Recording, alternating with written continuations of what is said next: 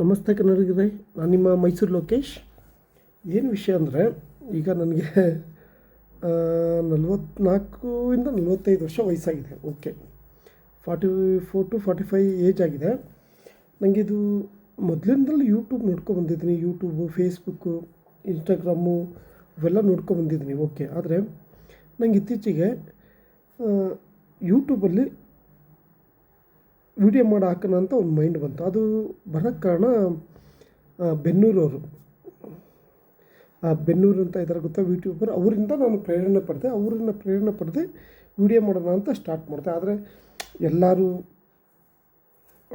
ಒಂಥರ ಮಾತಾಡಿದ್ರು. ಏನಕ್ಕೆ ಅಂದರೆ, ವಯಸ್ಸಾಗಿದೆ, ಈ ವಯಸ್ಸಲ್ಲಿ ಏನಯ್ಯ ನೀನು ವಿಡಿಯೋ ಮಾಡ್ತೀಯಾ, ವಿಡಿಯೋ ಮಾಡೋಕ್ಕೆಲ್ಲ ಚಿಕ್ಕ ವಯಸ್ಸಿರಬೇಕು, ನೀನು ಮುದುಕ ಆಗ್ಬಿಟ್ಟಿದ್ಯಾ, ಮುದುಕ ಆದಮೇಲೆ ಏನು ಮಾಡ್ತೀಯಾ, ಹಾಗೆ ಹೀಗೆ ಅಂತ ಎಲ್ಲ ಹೇಳಿದ್ರು. ಆದರೆ ನನಗೇನೋ ಒಂದು ಪ್ರಯತ್ನ ಮಾಡೋದ್ರಿಂದ ಏನೂ ತಪ್ಪಿಲ್ಲ ತಾನೆ. ಯಾಕಂದರೆ ನಾನು ಚಿಕ್ಕ ವಯಸ್ಸಿಂದಲೂ ಕಷ್ಟದಲ್ಲೇ ಬಂದಿರೋದು, ಸುಖವಾಗಿ ಏನೂ ಬಂದಿಲ್ಲ, ಕಷ್ಟದಲ್ಲೇ ಬಂದಿರೋದು. ವೀಡಿಯೋ ಮಾಡಬೇಕಂತ ನನ್ನ ಮೈಂಡಿಗೆ ಬಂತು. ಏನಕ್ಕೆಂದರೆ, ನಾನು ಮೈಸೂರವನು. ಈ ಊಟಿ ಬಂದು ನನಗೆ 2019 ಬಂದೆ. 2019 ಬಂದ್ಬಿಟ್ಟು ನಾನು ಊಟಿಲಿ ಕೆಲಸ ಮಾಡ್ತಾಯಿದ್ದೀನಿ. ಆಮೇಲೆ ಇಲ್ಲೇ ರೂಮ್ ಕೊಟ್ಟಿದ್ದಾರೆ, ಒಂದು ಅಂಗಡೀಲಿ ಕೆಲಸ ಮಾಡ್ತಾಯಿದ್ದೀನಿ, ಸೇಲ್ಸ್ಮ್ಯಾನ್ ಆಗಿ ಕೆಲಸ ಮಾಡ್ತಾಯಿದ್ದೀನಿ. ಆಮೇಲೆ ಇಲ್ಲಿ ಊಟಿಲಿ ರೂಮ್ ಕೊಟ್ಟಿದ್ದಾರೆ. ನಾನು ಇಲ್ಲೇ ಕೆಲಸಕ್ಕೆ ಹೋಗ್ಬರೋದು, ರೂಮಿಗೆ ಬರೋದು, ಇದೇ ನಡೀತಾ ಇದೆ. ಯಾಕಂದರೆ ಜೀವನ ಅನ್ನೋದು ನನಗೆ ಇಷ್ಟನ ಅನಿಸ್ಬಿಡ್ತು. ಯಾಕಂದರೆ ಕೆಲಸ ಆಯಿತು, ರೂಮ್ ಆಯಿತು, ಏನು ಜೀವನದಲ್ಲಿ ಫ್ಯಾಮಿಲಿ ಆದಮೇಲೆ ದುಡಿಯೋಕ್ಕೆ ಬರೀ ಕೆಲಸ ಆಯಿತು. ಬೇರೆ ಏನು ಹೊರ್ಗಡೆದನ್ನ ಏನು ಎಂಜಾಯ್ ಆಗಲಿ, ಪ್ರತಿಯೊಂದು ಏನೂ ಮೈಂಡಿಗೆ ಬರ್ತಿಲ್ಲ. ಬರೀ ದುಡ್ದಿದ್ದನ್ನ ಫ್ಯಾಮಿಲಿ ಮೇಂಟೈನ್ ಮಾಡಬೇಕು ಅಷ್ಟೇ, ಇದೇ ಒಂದು ಮೈಂಡಲ್ಲಿತ್ತು. ಅದು ತುಂಬ ಬೇಜಾರಾಗ್ಬಿಟ್ಟಿದೆ. ಯಾಕಂದರೆ ನಮ್ಮಂಥ ಓದಿಲ್ದಿರೋ ಅವ್ರಿಗೆ ತುಂಬ ಕಷ್ಟ ಆಗುತ್ತೆ. ಯಾಕಂದರೆ ನಾನು ಓದಿರೋದು ತುಂಬ ಕಡಿಮೆ, ನನಗೆ ಇಂಗ್ಲೀಷ್ ಬರಲ್ಲ, ಕನ್ನಡ ಬಿಟ್ಟು ಬೇರೆ ಜಾಸ್ತಿ ಗೊತ್ತಿಲ್ಲ. ಆದರೆ ಕೆಲವೊಂದು ಲ್ಯಾಂಗ್ವೇಜ್ ಮಾತಾಡ್ತೀನಿ, ಬಿಸ್ನೆಸ್ಸಿಗೆ ಏನು ಬೇಕೋ ಅದನ್ನು ಕೆಲವೊಂದು ಲ್ಯಾಂಗ್ವೇಜ್ ಮಾತಾಡ್ತೀನಿ. ಆದರೆ ಇದಕ್ಕೆಲ್ಲ ಪ್ರೇರಣೆ ನಮ್ಮ ದತ್ತ ಬೆನ್ನೂರವರು, ಯೂಟ್ಯೂಬಲ್ಲಿದ್ದಾರಲ್ಲ ಅವರಿಂದ ಒಂದು ಪ್ರೇರಣೆ ಪಟ್ಟು ಮಾಡೋಣ ಅಂತ ಸ್ಟಾರ್ಟ್ ಮಾಡಿದಾಗ ಎಲ್ಲರೂ ಸುಮಾರು ಮಾತಾಡಿದ್ರು. ವಯಸ್ಸಾಗಿದೆ, ಈ ಟೈಮಲ್ಲಿ ಏನು ಮಾಡಿ ಇದು ಮಾಡ್ತೀಯಾ, ಹಂಗೆ ಹಿಂಗೆ ಅಂದರು. ನಾನು ಪ್ರಯತ್ನ ಮಾಡೋದಂತ ನಾನು ಸ್ಟಾರ್ಟ್ ಮಾಡಿದೆ. ಭಯಂಕರ ಕಷ್ಟ ಆಯಿತು.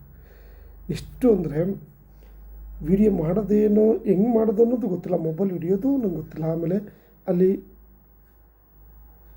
ನಾನು ಮಾತಾಡ್ತೀನಿ, ಬಿಸ್ನೆಸ್ ವ್ಯಾಪಾರ ಮಾಡ್ತೀನಲ್ವಾ, ಮಾತಾಡ್ತೀನಿ, ಅದ್ರ ಬಗ್ಗೆ ಏನಿಲ್ಲ. ಆದರೆ ವಿಡಿಯೋ ಮಾಡಿ, ಎಡಿಟಿಂಗ್ ಮಾಡಿ, ಅದು ಮಾಡಿ, ಇದು ಮಾಡಿ, ಆಳು ಮೂಡು ಮಾಡಿ, ಇಂಗ್ಲೀಷಲ್ಲಿ ಇರುತ್ತೆ, ಹೆಂಗೆ ನಾನು ಕಲ್ತು ಹೆಂಗೆ ಇದು ಮಾಡೋದು ಅನ್ನೋ ಅಷ್ಟರಲ್ಲಿ ತಲೆ ಕೆಟ್ಟೋಯ್ತು. ಆದರೆ ಕಷ್ಟ ಆಯಿತು. ಆದರೆ ಸ್ವಲ್ಪ ಪ್ರಯತ್ನಪಟ್ಟೆ. ಅದು ಯೂಟ್ಯೂಬಿಂದಲೇ ಕಲಿತೆ. ಯೂಟ್ಯೂಬಲ್ಲೇ ಕೇಳ್ಕೊಂಡು ಸ್ವಲ್ಪ ಪ್ರಯತ್ನಪಟ್ಟು ಈಗ ಸ್ವಲ್ಪ ನೀಟಾಗಿ ಮಾಡೋಕ್ಕೆ ಪ್ರಯತ್ನ ಪಡ್ತಾಯಿದ್ದೀನಿ.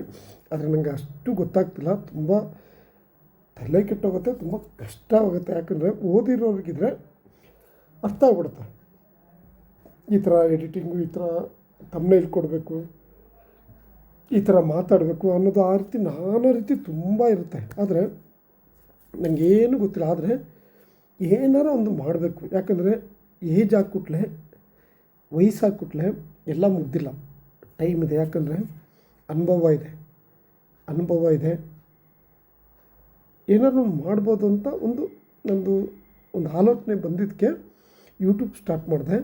ಅದು ಬಿಟ್ಟು ಬೇರೆ ಏನಿಲ್ಲ. ಆದರೆ ನಮ್ಮದು ಏನಿಲ್ಲ ಬಿಡಿ, ನಮ್ಮದು ಈಗ ಯೂಟ್ಯೂಬ್ ಓಡ್ತಿರೋದು 50, 100, 10 ಆ ಥರ ಹೋಗ್ತಿದೆ. ಆದರೆ ಏನಂದರೆ, ನಾನು ಊಟಿಲಿರೋದ್ರಿಂದ ನನ್ನ ಕೈಲಿ ಎಷ್ಟಾಗುತ್ತೆ, ನಾನು ಕೆಲಸನೂ ಮಾಡಬೇಕು. ನಾನು ಬೆಳಿಗ್ಗೆ 8 ಗಂಟೆಗೆ ಎದ್ದು ಹೋದರೆ ರಾತ್ರಿ 9 ಗಂಟೆವರೆಗೂ ಕೆಲಸ ಮಾಡಬೇಕು. ನನಗೆ ಟೈಮ್ ಸಿಗೋಲ್ಲ. ತಿಂಗಳಿಗೆ 2 ದಿನ ರಜೆ ಇರುತ್ತೆ. ಆ ಟೈಮಲ್ಲಿ ಫ್ಯಾಮಿಲಿ ನೋಡಬೇಕು, ವಿಡಿಯೋ ಮಾಡಬೇಕು ಅಂದ್ಕೊಂಡ್ರೆ ತುಂಬ ಕಷ್ಟನೇ. ಅದು ಇರಲಿ ಬಿಡಿ, ಪ್ರಯತ್ನ ಪಡ್ತಾಯಿದ್ದೀನಿ. ಆದರೆ ಒಂದಂತ ಹೇಳ್ತೀನಿ, ನಮ್ಮ ಕರ್ನಾಟಕ ಜನತೆ ನನ್ನ ಸಣ್ಣ ಪ್ರಯತ್ನಕ್ಕೆ ನಂಗೆ ಸಪೋರ್ಟ್ ಮಾಡ್ತಾರೆ ಅಂತ ತುಂಬ ನಂಬಿಕೆ ಇಟ್ಕೊಂಡಿದ್ದೀನಿ. ನಮ್ಮ ಕರ್ನಾಟಕ ಜನತೆ ಯಾರಿಗೂ ಕೈ ಬಿಟ್ಟಿದ್ದು ಇಷ್ಟಿರಲಿಲ್ಲ. ಆದರೆ ನಾನು ಕನ್ನಡಿಗನಾಗಿ ಇಲ್ಲಿ ಬಂದು ಕೆಲಸ ಮಾಡ್ತಾಯಿದ್ದೀನಿ. ಫ್ಯಾಮಿಲಿ ನೋಡ್ಕೊಳ್ತಾ ಇದ್ದೀನಿ. ನನ್ನ ಕೈಲಾದಷ್ಟು ವೀಡಿಯೋ ಸಣ್ಣದಾಗಿ ಮಾಡಾಕ್ತಾಯಿದ್ದೀನಿ. ಅದಕ್ಕೋಸ್ಕರ ದಯವಿಟ್ಟು ಗಮನ ಕೊಡಿ, ಸ್ವಲ್ಪ ಬೆಳೆಸಿ. ಆದರೆ ನನಗೂ ರಜಾ ಇಲ್ಲ. ರಜಾ ಇದ್ದರೆ ಊಟಿಲಿ ತುಂಬ ಒಳ್ಳೊಳ್ಳೆ ಪ್ಲೇಸ್ಗಳಿದೆ. ಊಟಿ ಹಿಸ್ಟ್ರಿ ಬಗ್ಗೆ ಹಾಕ್ಬೇಕಂತ ಇದ್ದೀನಿ, ನನಗೆ ಟೈಮ್ ಸಿಗ್ತಿಲ್ಲ. ಬೆಳಗ್ಗೆ ಕೆಲಸಕ್ಕೆ ಹೋಗಿ ಬಂದರೆ ಟಯರ್ಡ್ ಆಗಿರುತ್ತೆ, ಊಟ ಮಾಡ್ಕೊಂಡು ಮಲ್ಕೊಳ್ಳೋದಷ್ಟೇ. ಓಕೆ, ಈ ಥರ ಪರಿಸ್ಥಿತಿ ನನ್ನದಿದೆ. ಆದರೆ ಊಟಿ ಬಗ್ಗೆ ನಿಮಗೆ ಸಂಪೂರ್ಣ ವಿವರ, ನಾನು ಊಟಿಲಿ ಎಷ್ಟು ವರ್ಷ ಕೆಲಸ ಮಾಡ್ತಾಯಿರ್ತೀನಿ ಅಷ್ಟು ಸಂಪೂರ್ಣ ಒಂದು ಚಿತ್ರಣ ನಿಮಗೆ ಕೊಡಬೇಕಂತ ನನಗೆ ತುಂಬ ಆಸೆ ಇದೆ. ನಾನು ಪ್ರಯತ್ನ ಪಡ್ತೀನಿ, ಆಯಿತಾ. ನನಗೆ ಗೊತ್ತಾಗಲ್ಲ, ನಾನು ಓದಿಲ್ಲ, ಇಂಗ್ಲೀಷು ಬರಲ್ಲ, ಮಾತಾಡೋಕ್ಕೆ ಬರಲ್ಲ, ಓದೋಕ್ಕೂ ಬರಲ್ಲ ಕನ್ನಡ ಬಿಟ್ಟರೆ. ಆದರೆ ಇನ್ನೊಬ್ರ ಹತ್ರ ಕೇಳ್ಕೊಂಡು ತುಂಬ ಕಷ್ಟಪಡ್ತೀನಿ. ಆದರೆ ಎಲ್ಲರೂ ಒಂದೇ ಮಾತು ಹೇಳ್ತಾರೆ, ಅಲ್ಲ ಇಷ್ಟು ಕಷ್ಟಪಡೋದು ಏನಕ್ಕೆ ಅಂತ ಕೇಳ್ತಾರೆ. ಆದರೆ ನಂಗೆ ಗೊತ್ತಿಲ್ಲ, ಏಜ್ ಆಗಿರ್ಬೋದು, ಓಕೆ, ನೋ ಪ್ರಾಬ್ಲಮ್. ಆದರೆ ನನ್ನಿಂದ ನನ್ನ ಕೈಯಲ್ಲಿ ಆದಷ್ಟು ಒಳ್ಳೆ ಮಾಹಿತಿ ವಿಡಿಯೋಗೆ ನಾನು ಮಾಡಿಕೊಡೋಣ ಅಂತ ಒಂದು ಪ್ರಯತ್ನ ಅಷ್ಟೇ ಹೊರತು ಬೇರೆ ಏನೂ ಇಲ್ಲ. ಟ್ರೈ ಮಾಡ್ತೀನಿ, ಊಟಿ ಬಗ್ಗೆ A to Z ನನ್ನ ಕೈಯಲ್ಲಿ ಟ್ರೈ ಮಾಡಿ ನಿಮಗೆ ಕೊಡೋಕ್ಕೆ ನಾನು ಪ್ರಯತ್ನ ಪಡ್ತೀನಿ. ದಯವಿಟ್ಟು ವಿಡಿಯೋ ನೋಡಿ. ನಮಸ್ತೆ.